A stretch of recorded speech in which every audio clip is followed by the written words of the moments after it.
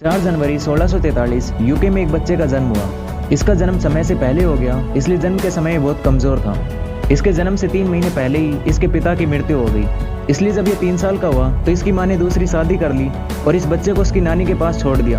वहीं के छोटे से एक स्कूल में इसने अपनी पढ़ाई की और जब ये 15 साल का हुआ तो इसके सौतेले पिता की भी मृत्यु हो गई। तब इसकी माँ वापस आई और इसका स्कूल छुड़वाकर खेतों में काम करने को कहा, लेकिन इस लड़के को ये सब पसंद नहीं था तो वो वापस अपने स्कूल जाने लगा। 19 साल की उम्र में इस लड़के ने शादी की, लेकिन उस लड़की ने भी इसे धोखा दिया और वो इसे छोड़कर चली गई और इसी वजह से इस लड़के ने कभी दोबारा शादी नहीं की और अपनी पढ़ाई में वापस लग गया।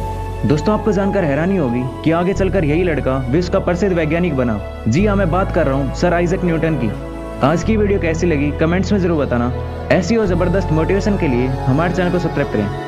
अगर हम पूछे लॉ ऑफ मोशन को किसने डिस्कवर किया, everyone says Isaac Newton. But अगर मैं कहूं कि इसकी डिस्कवरी इंडिया में हुई, वो भी 1700 साल पहले, 2007 में मैनचेस्टर यूनिवर्सिटी ऑफ इंग्लैंड ने इस बात को प्रूव किया कि 1700 साल पहले ऋषि कनाद ने वैशेषिका सूत्रा में लॉ ऑफ मोशंस को कॉन्सेप्ट को समझाया था और बाद में इसका क्रेडिट यूरोपियन वैज्ञानिक आइजैक न्यूटन को दे दिया गया। इस पूरी रिसर्च की लिंक को मैं डिस्क्रिप्शन में दे दूंगा, आप लोग जाके उसको चेक कर लीजिएगा। Let's talk about the research. Vaisheshika Sutra के फर्स्ट चैप्टर का 20वां श्लोक, जहां पर उन्होंने वेग के बारे में बात की है। वेगा निमित्त विशेषात कर्मणो जायते, the mean is change of motion is due to impressed force. This is first law of motion given by the Newton. Second is वेगा निमित्तापेक्षात कर्मणो जायते नियत दिक् क्रिया प्रबंध हेतु.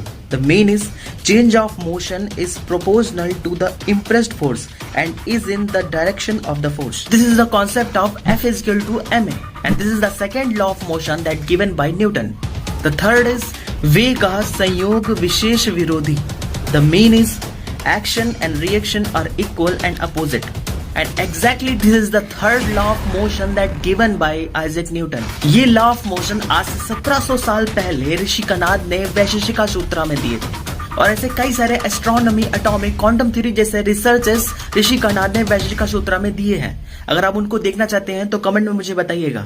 ऋषि कनाद ही द फादर ऑफ फिजिक्स है, बट यूरोपीय वैज्ञानिक कभी इस बात को मान नहीं सकते थे। अगर हमारे स्क्रिप्चर्स में कुछ नहीं था तो क्यों ब्रिटिशर्स हमारे सारे स्क्रिप्चर्स उठा ले गए?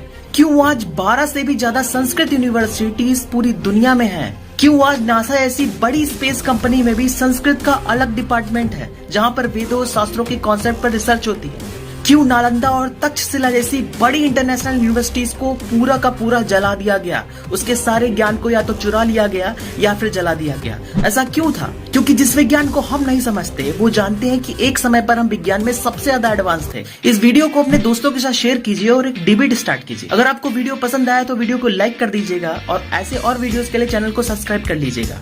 अगर आपको स्पिरिचुअलिटी में इंटरेस्ट है, स्पिरिचुअलिटी के एक अलग कॉन्सेप्ट को जानना चाहते हैं, तो मेरी book the secret of spiritual power, Hindi में आपकी आध्यात्मिक शक्ति का रहस्य, दोनों अवेलेबल है Amazon, फ्लिपकार्ट पर जाके खरीद सकते हैं, लिंक डिस्क्रिप्शन में है। धन्यवाद।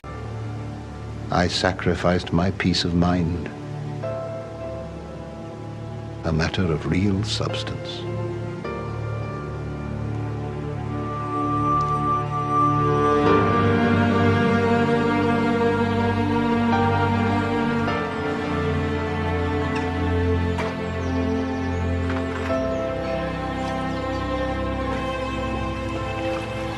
Isaac Newton came here to Cambridge as a young student in the early 1660s.